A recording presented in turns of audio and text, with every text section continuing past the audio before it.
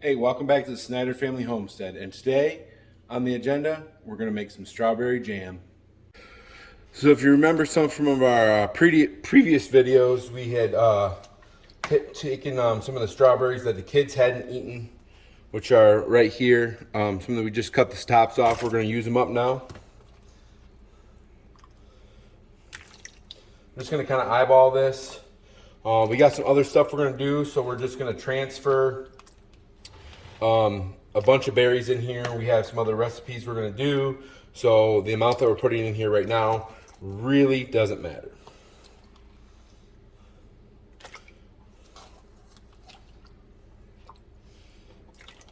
Be a good start, and they still smell as good as the day they were picked.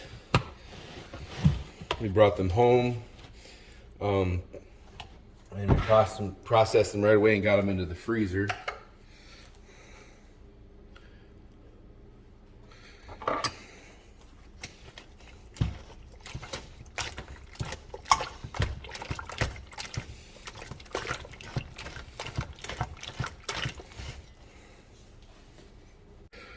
So if you remember some from our previous videos, we had taken some of the strawberries that the kids hadn't eaten, which are right here. Some that we just cut the tops off. We're going to use them up now.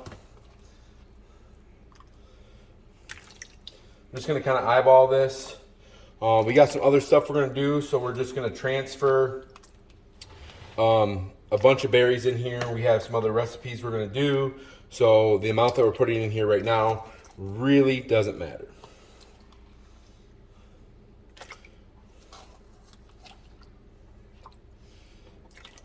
Be a good start, and they still smell as good as the day they were picked. We brought them home, and we processed them right away and got them into the freezer.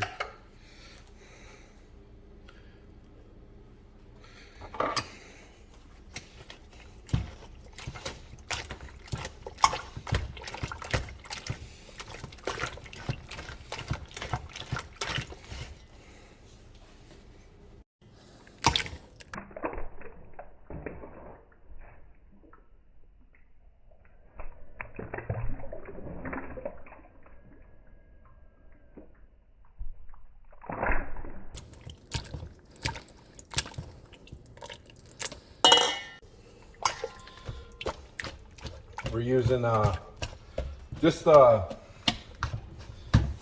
liquid pectin, real fruit pectin by Ball, nothing fancy.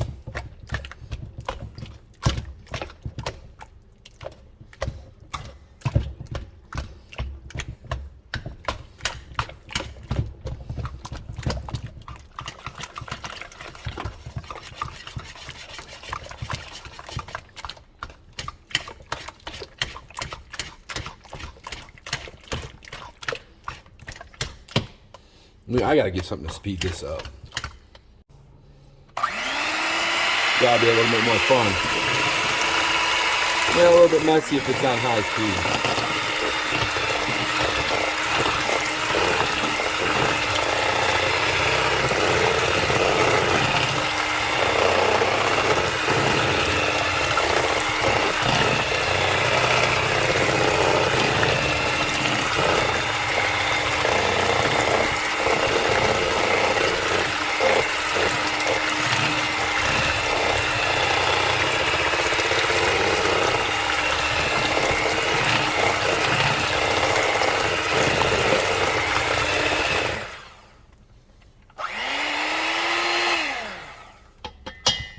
Now I do have to tell you, if you are canning for a fair 4-H project, canning to try to win awards, the blend or the hand mixer is not ideal because it puts a lot of air in it. As you can see here, there's going to be a lot of air bubbles, and you'll be able to see that in the canning process.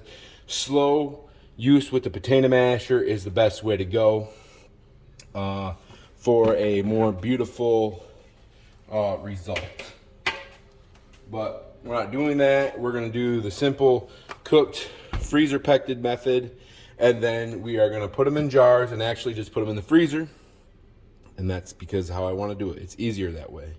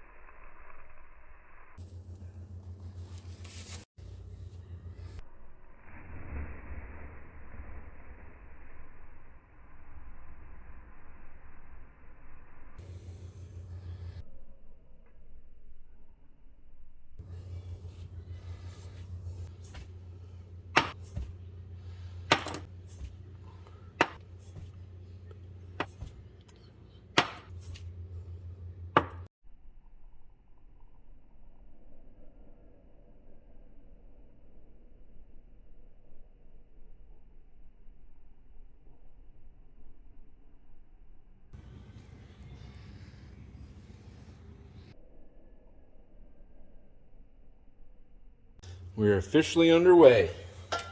Just had to reread my instructions, reread them and read them and read them all over again. Always be sure to what you're doing is accurate. Canning is a science. It may not be an exact science, but it's pretty darn close. I've made lots of jams and jellies over the years, and if things aren't quite right, you have to restart. Just like that, I lost count. So start all over again. So we need 3 cups. So we'll count them out together. So we need 1, 2, 3, and a third. 3/4 actually. There. Got to talking and started forgetting.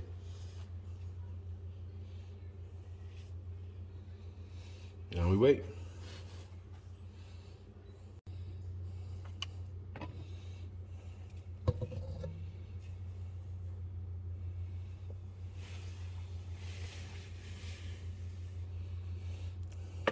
Got to add that. It's okay.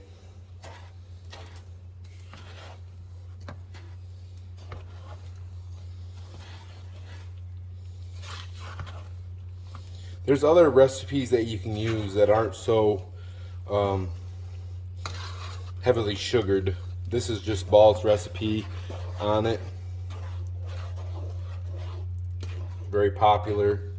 I'm not using any lemon juice. Lemon juice helps with the color, helps with the flavor. I've made this recipe before without using lemon juice, and it'll turn out just fine.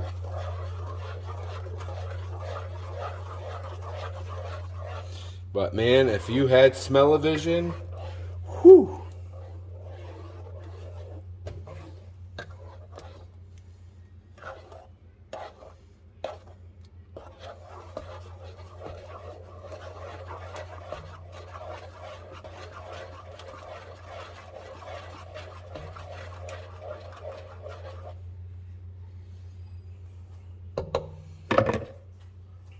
Also for this, since I'm going to be putting the hot contents into my pint jars,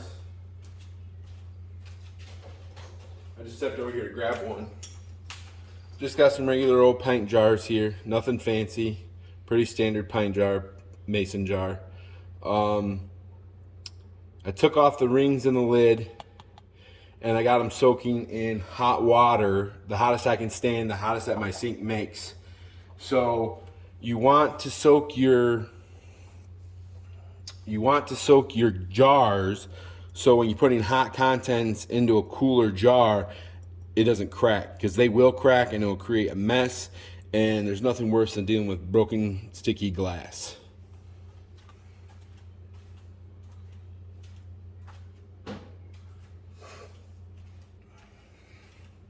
So we'll just turn it up to high heat and we'll start cooking. The magic is starting to happen. I'll tell you what, this smells so good. Like I could eat this if it was not boiling lava. I could eat it with it right out of this spoon. Like it smells so good. Like it's literally heaven.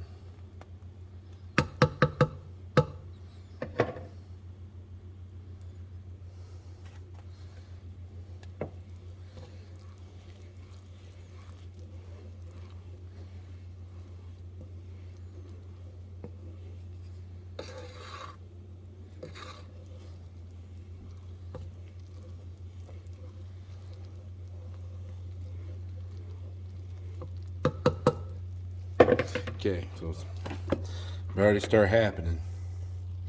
Get set up right here.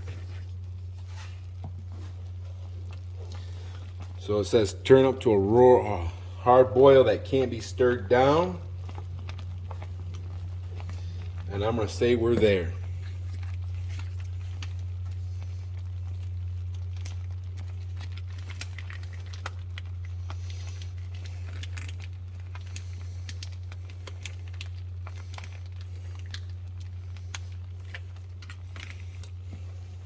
So I gotta stir this for 1 minute.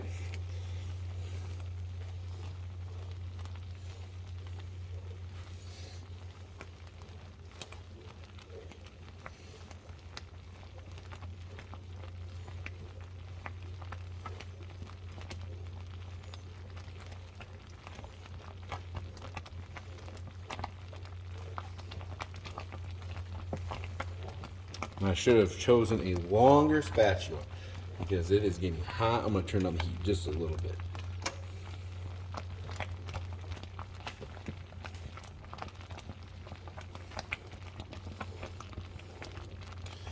Okay, at 222, we're gonna take it off. Take it off the heat and start jarring it up.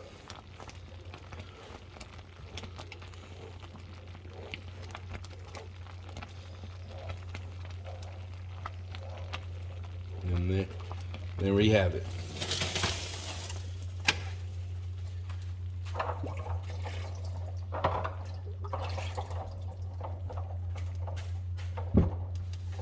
Fix this camera a little bit here.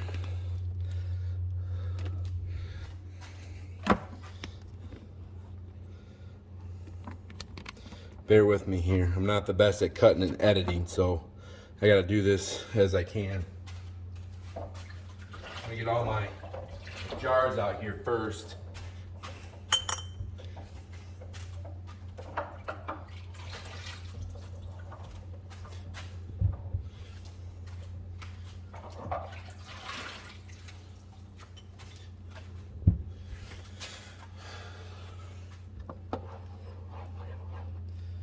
Hopefully we don't cross our fingers and we don't have any catastrophes. I'm gonna get a pot holder and get it closer. Just move this a little bit. Like that there. Put this right here.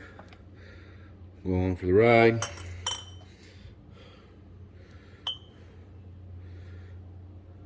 I should be having a funnel, and I know that, but I don't. I will just clean these off with some vinegar and a rag.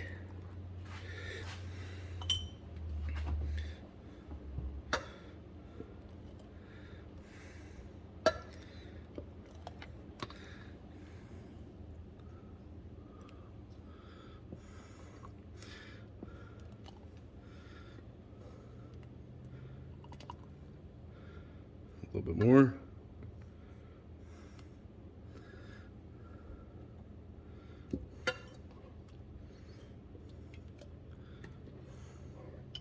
Probably upside down. Sorry about that. Just trying to fill this up.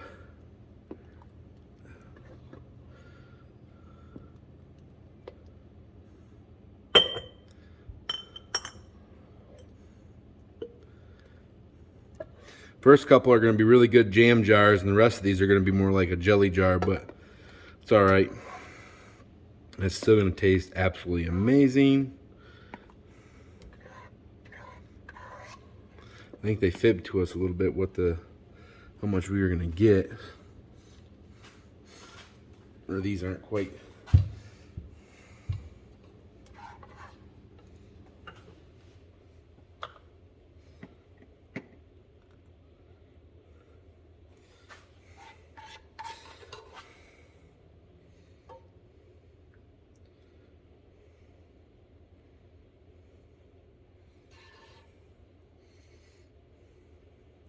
I'll just eat the rest. It's like a couple tablespoons left. I'm not gonna dirty a jar. Or I could make another batch, probably. I got enough stuff. All right.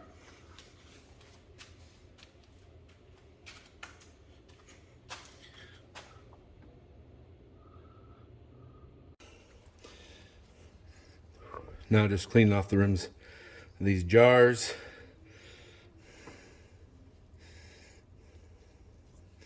Really good.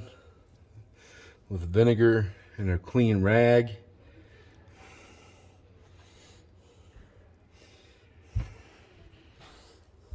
Oh, almost had an accident. These jars are hot. I do recommend using another rag to hold on to these, but guess I'm not a genius.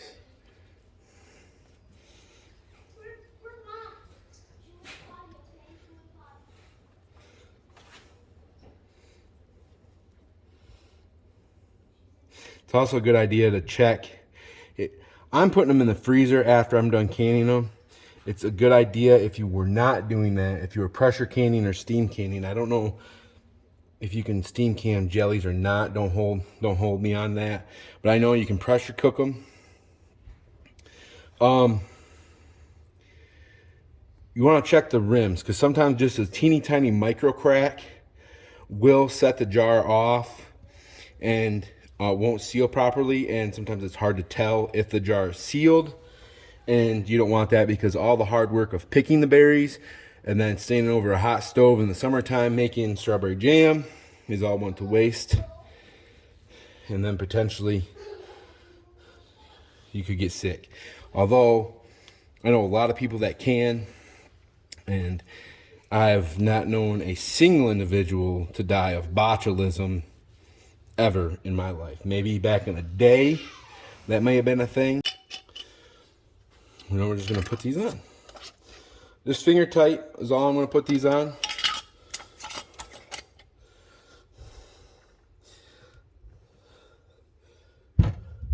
Then I'm going to leave them cool right here on the counter and let them do their thing. Once they have cooled, I will put them in the refrigerator so they can cool overnight in the refrigerator. Then I'll put them in the freezer. But